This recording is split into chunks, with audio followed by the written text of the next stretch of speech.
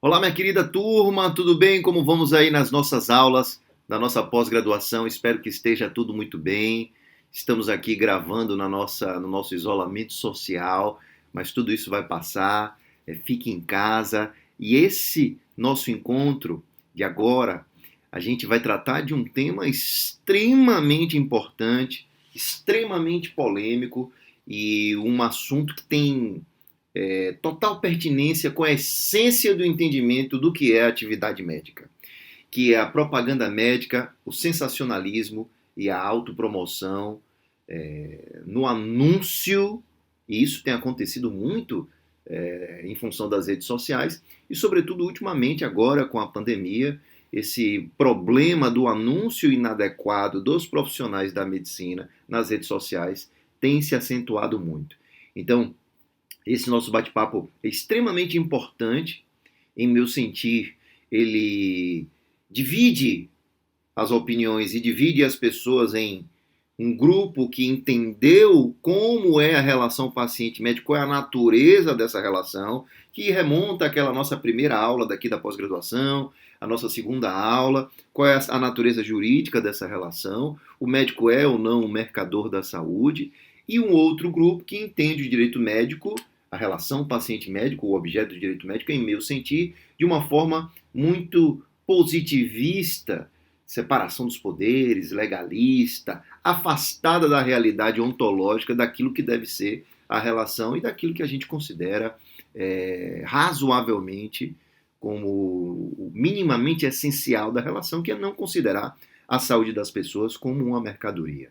Isso tem total relação com a propaganda médica. Mas vamos lá, de olho na tela. A pergunta que vai nortear essa nossa aula de hoje é o seguinte: por que será que os profissionais médicos têm tantas restrições em relação à publicidade, à propaganda médica? Eu coloquei aí publicidade barra propaganda médica, porque eu vou desenvolver com vocês aqui, inclusive, uma análise semiótica da distinção desses termos, que é muito importante e que tem total relação com o cerne da nossa apresentação de hoje aqui. Mas tratando de anúncio, por que é que os médicos têm tanta restrição nos seus anúncios? E aí esse tema é muito importante, porque como todos nós sabemos, estamos no epicentro não da pandemia só apenas, mas no epicentro da grande revolução digital pela qual o mundo está passando, a revolução da informação, e de 2007 para cá, com o advento dos smartphones, todo e qualquer médico passou a ser um anunciante, um propagandista de sua própria atividade. O que anteriormente, o que antes de 2007 era algo destinado apenas a grandes hospitais, grandes clínicas, grandes operadoras de saúde, grandes médicos que de renome internacional tinham condição financeira de fazer uma propaganda num veículo de mídia tradicional, né, num rádio, numa TV, num grande jornal impresso. Hoje, cada profissional médico individualmente considerado pode ser um propagandista, um anunciante de sua atividade perfeitamente à luz da internet. É só abrir uma conta no Instagram, é só abrir uma conta no Facebook, no YouTube, montar um canal ali de vídeos, de informes à sua população, à população público-alvo, os seus destinatários da mensagem, os pacientes, e assim o médico pode ilustrar a população sobre as questões sanitárias. Então, o que antes era destinado apenas a um grupo muito restrito de médicos, estou falando médico no sentido do profissional liberal autônomo, hoje em dia qualquer médico recém-formado ou até mesmo antes de formar, ele já pode ir para as redes sociais, dar conselhos de saúde, falar sobre a medicina e ilustrar a população. Só que também ele pode fazer uma publicidade, um comportamento de anúncio mais venal, que é equivocado, e vamos entrar nessa discussão daqui a pouco. Mas aí, de olho na tela, vamos tratar de uma decisão que aconteceu. Vamos começar com essa decisão, muito importante. Foi uma decisão de 4 de julho de 2019, do ano passado, lembro perfeitamente, porque 4 de julho, inclusive, é a data do meu aniversário, e em sede de liminar, no mandado de segurança, impetrado, tá aí, eu borrei o nome da impetrante, mas ela vai aparecer aqui, inclusive daqui a pouco, porque ela está nas redes sociais, é uma médica de Minas Gerais, E ela, patrocinada por seus advogados, impetrou um mandado de segurança na Justiça Federal, questionando a legalidade do procedimento investigatório da sindicância dentro do Conselho Regional de Medicina de Minas Gerais, que estava investigando e viraria, acredito que tenha virado um processo ético-profissional, um PEP, sobre a possibilidade dela, porque ela estava utilizando a propaganda do antes e o depois, a publicidade, a imagem do antes e o depois dos seus pacientes nas suas redes sociais. O Conselho abriu a sindicância, transformou num PEP, proibindo-a de fazer isso, e ela impetrou um mandado de segurança, arguindo que ela deveria ter o direito de anunciar a imagem dos pacientes, contando, obviamente, com consentimento informado. Né? Daí vamos ler a decisão. Trata-se do mandado de segurança impetrado por a doutora Patrícia. Eu risquei, mas aí é só procurar na internet que a gente sabe. Ela é dermatologista de Minas Gerais, é público esse ato. Do presidente, impetrado em fase do presidente do Conselho Regional de Medicina, perdão, de Minas Gerais, no qual pede a anulação da resolução CFM 1974-2011. Essa resolução, meus caros, a 1974-2011, é o Manual de Propaganda Médica. Tá? É a resolução que determina as principais possibilidades e impossibilidades, direitos e obrigações e vedações da propaganda médica. E aí, no mandato, ele segue aí falando, inclusive, alegando, e isso aqui faz parte do trecho da inicial, dizendo que por uma questão de competência é reservado à União, de acordo com o artigo 22, inciso 16º da Constituição Federal, de que, olha, não pode haver um embaraço da profissão, competência da União legislar sobre uma série de direitos, direito civil, portanto, não compete ao Conselho Regional de Medicina fazer esse embaraço, impossibilitar com que a médica faça a chamada utilização da imagem do paciente. E aí o juiz deferiu o pedido, suspendendo o artigo 3º, a linha G, da referida resolução, no processo administrativo que estava em curso. Pois bem, aí está aí a doutora Patrícia, inclusive assim que saiu essa liminar, ela fez esse vídeo, tem até o hiperlink, mas eu não vou apertar aqui para a gente não tomar o nosso tempo, mas vocês podem ir na rede social dela, que eu acredito que esse vídeo ainda esteja lá. E ela comemora a decisão, porque na perspectiva dela, ela estaria sendo beneficiada com a possibilidade de mostrar os resultados de, como ela mesma diz, na medida em que os pacientes são consumidores, nada mais natural do que ela poder informar sobre aquele serviço que ela está prestando. E no final do vídeo, inclusive, aparecem os dois advogados que ajudaram ela na obtenção dessa liminar, e eles falam de todo o procedimento, enfim. Um dos advogados, está aí o ilustre doutor Pedro, inclusive doutor Pedro Fonseca, ele logo depois, no ano passado, você se recorda, houve a promulgação da Lei 13.874, a Lei da Liberdade Econômica, e a partir dessa lei, o doutor Pedro fundamentava, na verdade aí na conta dele do Instagram, ele alegava que o pedido que ele havia feito deveria ser reforçado, porque, de acordo com o artigo 4º, inciso 8º, com correspondência do artigo 5º da referida lei, na perspectiva do doutor Pedro, passou a ser permitida a publicidade médica como tal antes e depois, porque a lei determina que não deve haver nenhum embaraço de uma norma administrativa para o exercício da atividade econômica. Né? E aí, ele, na perspectiva dele, diante disso, todos os processos sobre publicidade ética, quanto ao antes e o depois, na medicina, deverão ser anulados imediatamente. Essa é a perspectiva de parte da doutrina,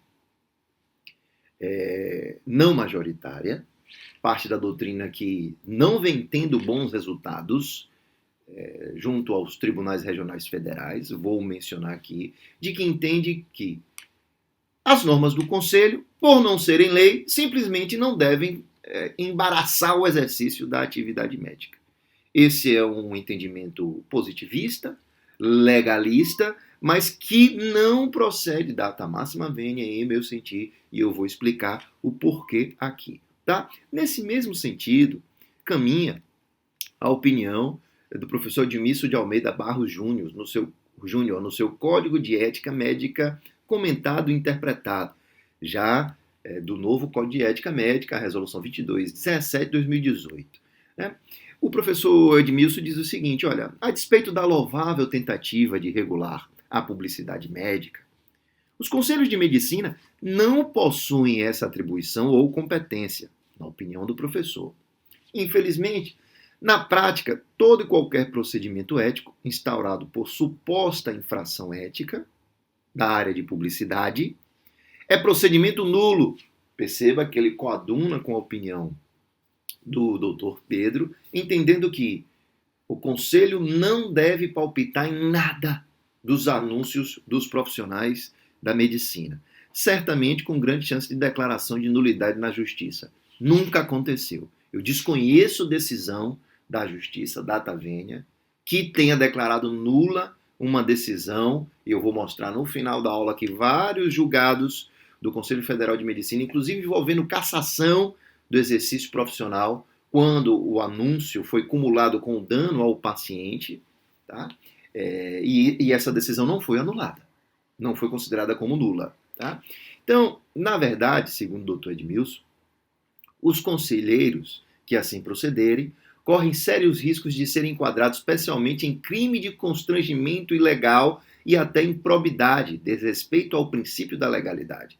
Por exemplo, isso sem falar nas demais formas de responsabilidade, inclusive indenizatórias das autarquias e pessoal de seus conselhos. Nunca aconteceu também.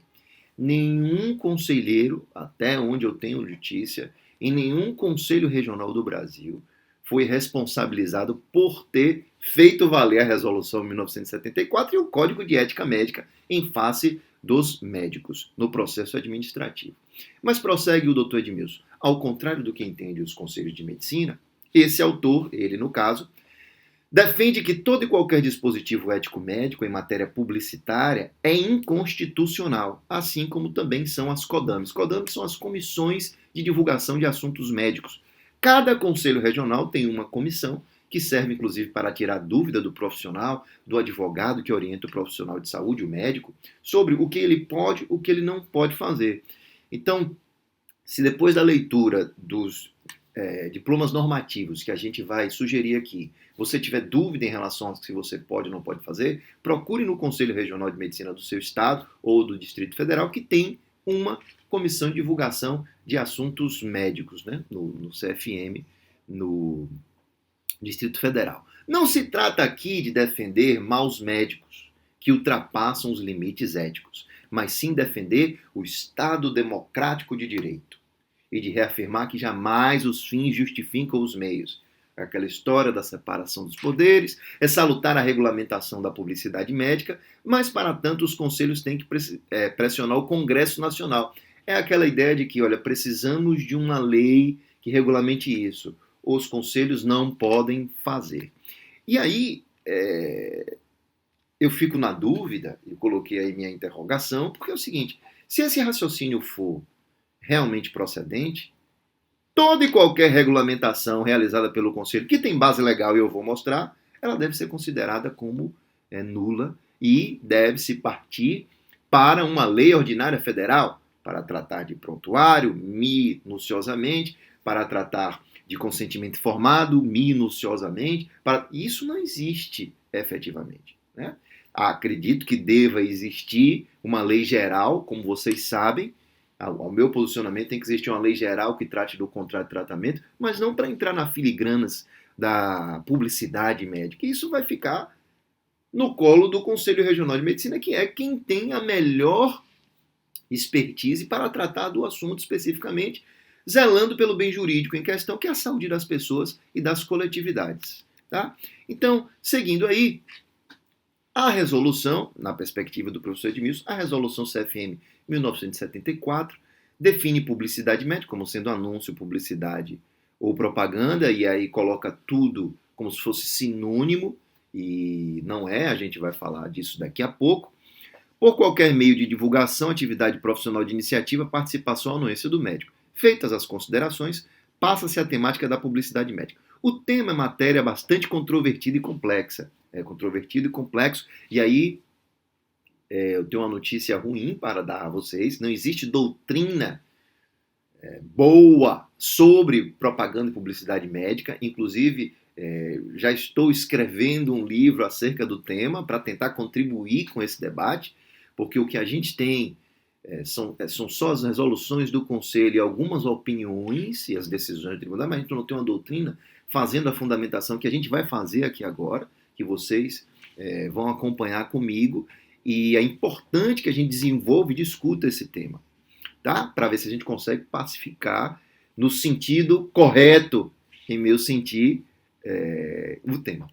Contraditoriamente ao que determina o Código de Ética Médica de 2018, juridicamente, a relação médico-paciente é relação de consumo. Discordo. Quem conhece minha opinião, quem conhece a opinião do professor Miguel Kfouri Neto, Eduardo Souza Nunes e alguns doutrinadores, entende que esse é a maior barbeiragem jurídica do direito civil no Brasil, esse enquadramento da relação paciente-médico no Código de Defesa do Consumidor. Porque a saúde não é mercadoria, a gente já teve toda aquela discussão na primeira aula, e esse é um dos problemas. Perceba, aí é que está um problema grande. Quando o judiciário enquadra a relação do paciente e do médico no Código de Defesa do Consumidor, aí eu tenho que concordar com o professor Edmilson. Porque é o seguinte, ora, se o médico é um mercador da saúde, por que não possibilitá-lo de fazer propaganda, publicidade, vender o seu serviço, antes e depois, cartão de desconto, consórcio, por que não vender? Mas esse raciocínio, por mais que ele seja formalmente ainda prevalecente da relação de consumo nos tribunais, e isso vai ser modificado, esse raciocínio é ontologicamente equivocado. Porque a medicina nunca vai ser uma atividade com obrigação de resultado, nunca vai ser uma atividade no sentido da mercância. Agora a gente está vivendo isso, né? O país parado. Por quê? Porque o bem jurídico envolvido, a saúde das pessoas, é mais importante que o mercado, que a circulação de bens e serviços. É claro que elas se relacionam, mas há uma hierarquia. Há uma prioridade da vida em face da circulação do mercado, dos bens e serviços. O mercado é importante, mas mais importante é a vida. E por que há essas restrições na atividade do profissional médico? Porque é o profissional que lida diretamente com a preservação da vida. Todos os profissionais de saúde lidam com a preservação da vida. Mas tem um, assim como o juiz no direito, que é quem diz o direito, tem um que diz qual vai ser a decisão a ser tomada no caso concreto, junto com a anuência do paciente. Quem é esse cidadão? O médico. E é por isso que as restrições em relação a transformar a atividade desse profissional no comércio são tão grandes. E aí, seguindo aqui, para a gente encerrar esse nosso primeiro bloco, feitas essas considerações, controvertido e complexo, essa parte eu já li, ocorre que, se este comércio, onde se insere o consumidor, se este é comércio onde se insere o consumidor, não se vive sem propaganda.